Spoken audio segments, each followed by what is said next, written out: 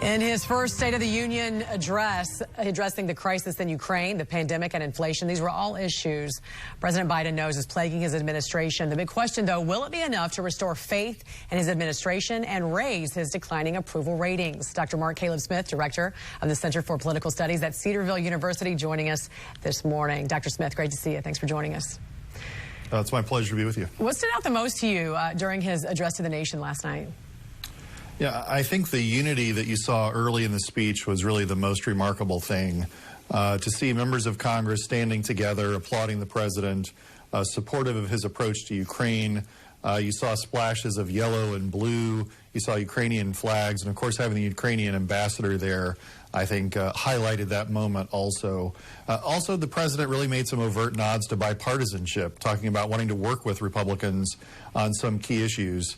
And I think, at least for me, when he said, let's really get farther away from treating each other as enemies and more like treating each other as fellow Americans. I mean, for me, those are probably the highlights for the president. And let's talk about that bipartisanship. How about it? Because right now, the world is watching as Russian President Vladimir Putin invades Ukraine. What do you make of what we're seeing right now? Is there anything the U.S. or the allies that we have right now should be doing differently to rein in Putin and prevent this from getting even worse than it already is? Yeah, I think you said it right there. You know, can you rein him in and at the same time keep this from expanding as a conflict? The problem is those two things don't always fit together. You know, you want to protect Ukraine, and that means, punishing Putin as much as possible. We're doing that through military assistance, humanitarian assistance, and, of course, economic sanctions.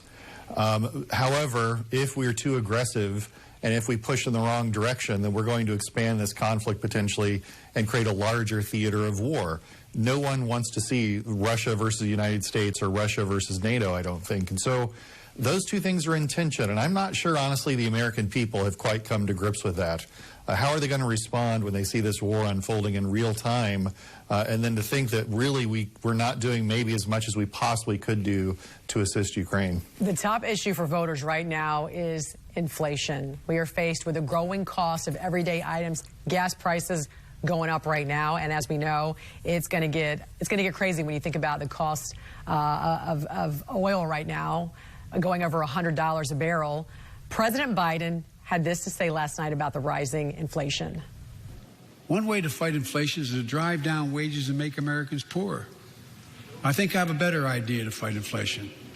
Lower your costs, not your wages. That means make more cars and semiconductors in America, more infrastructure and innovation in America, more goods moving faster and cheaper in America, more jobs where you can earn a good living in America. Instead of relying on foreign supply chains, let's make it in America. Some Republicans did call the president for paraphrasing former President Trump's mission to make more goods and services available here in the U.S. What were your thoughts? Yeah, they have some reason to be critical, I think, no question about it.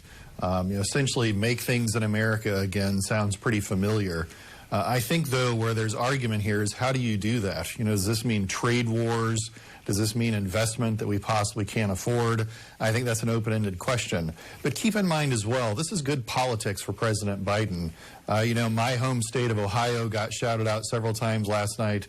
They talked about Intel opening a massive facility in Ohio. And so this plays well in Midwestern politics. And if you look at the 2020 presidential election, ultimately the Midwest decided who was going to be in the White House. And so he has his political motivations for it, and I think they're quite strong. Real Clear Politics has the president's approval rating right now at 40% with a disapproval rating of 54%. Dr. Smith, how do these numbers compare to past presidents after their first year in office? And how do you anticipate President Biden's approval rating to affect Democratic candidates as we start to go and get into that midterm season? Yeah, his numbers are quite low compared to other presidents historically. Really, the only one that's even close would be President Trump himself. And I think we have to say without question that those numbers are going to be a drag on the Democratic Party as we look forward to the midterms. And so the White House has a lot of work to do if they want to have a better political climate for their candidates. On average, the incumbent party loses 25 seats in the House and then 5 or 6 seats in the Senate. The numbers, as we're looking at them right now, appear like they're going to be much larger for the president's party in November. So they have a lot of work to do, and we'll see what they do. When you say larger, how much larger?